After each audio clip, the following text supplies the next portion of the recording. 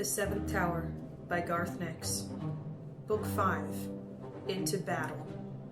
Chapter 21. The Assembly of the Miners was a vast, natural cave that had long ago been adapted into a splendid auditorium.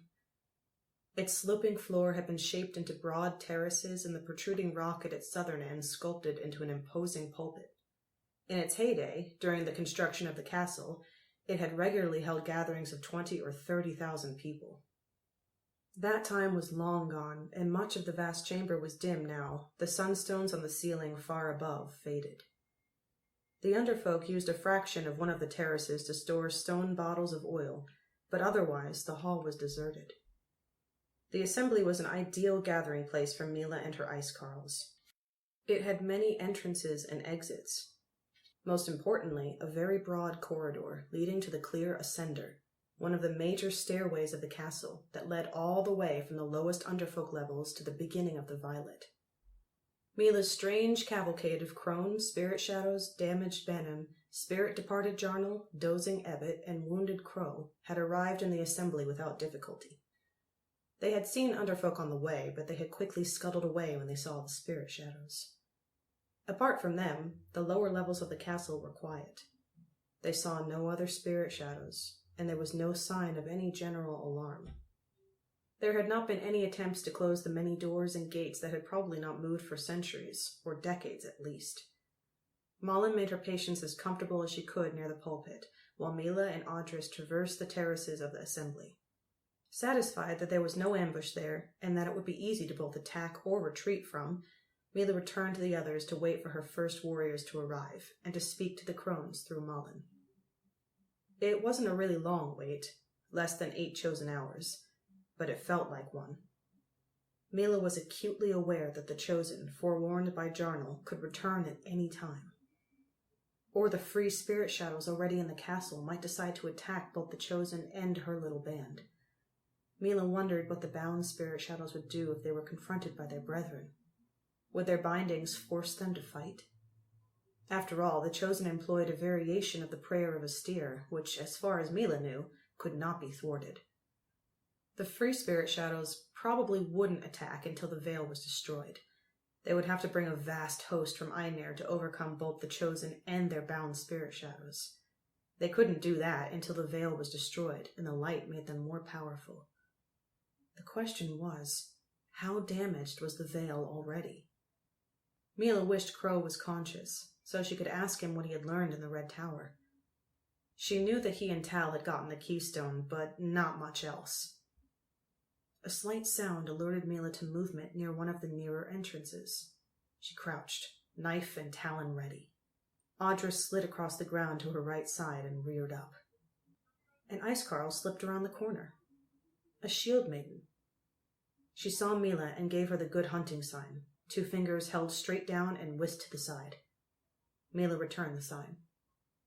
The shield maiden disappeared back beyond the doorway.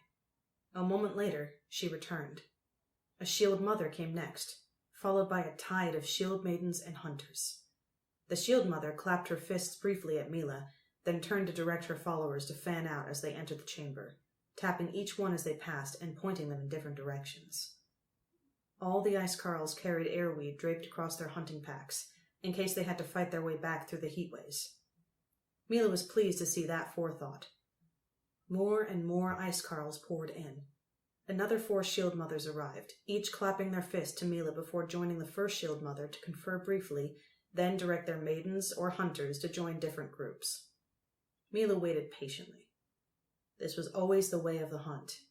Only when everyone was in a proper position would the lesser leaders come to the ice carl who led them all. She was surprised by the next arrival. A gigantic ice carl, his chest and arms bare, bent his head to fit through the door. His feet and all his skin, save a small circle around his nose, mouth, and eyes, were stained a deep, rich blue. He wore only trousers, his feet bare. The trousers were made of the shimmery, scaled skin of a rare and extremely dangerous Norworm.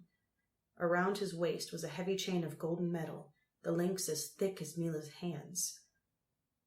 Only one ice carl went barefoot on the ice and lived to walk again.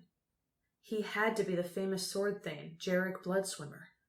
Not only had he killed 2 Norworms, he'd had to swim in their blood for 3 sleeps until it seeped out of the ice cave where they died.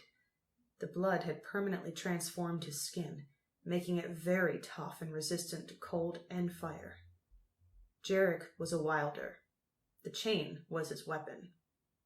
At his side was a small woman, who at first glance looked like a regular shield maiden, until Milla noticed she wore her furs in a strange fashion, had 6 differently shaped knives at her belt, and her low boots were also made of Norworm hide. Milla knew her, too, for her legend was twined in Jarek's own. She was Kyr, a shield maiden who had been given leave to wander with the sword thane.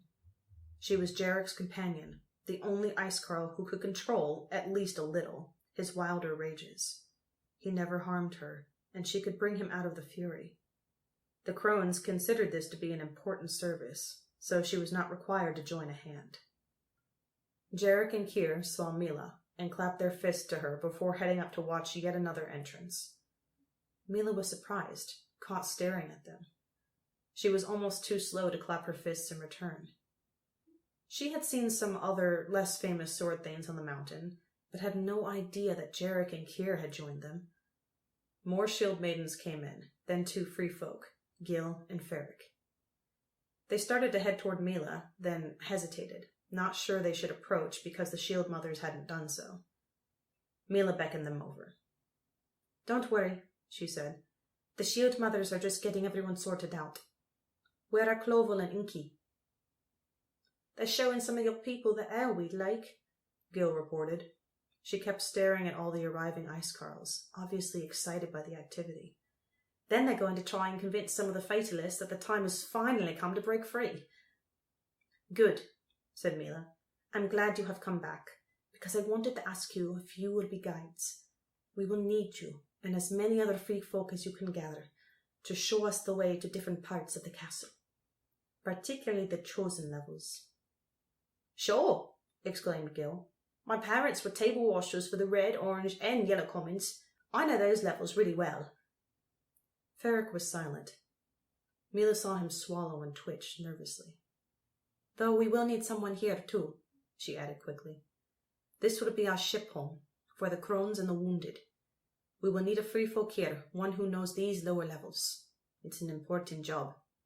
Perhaps, Ferric, you will stay here and do that?"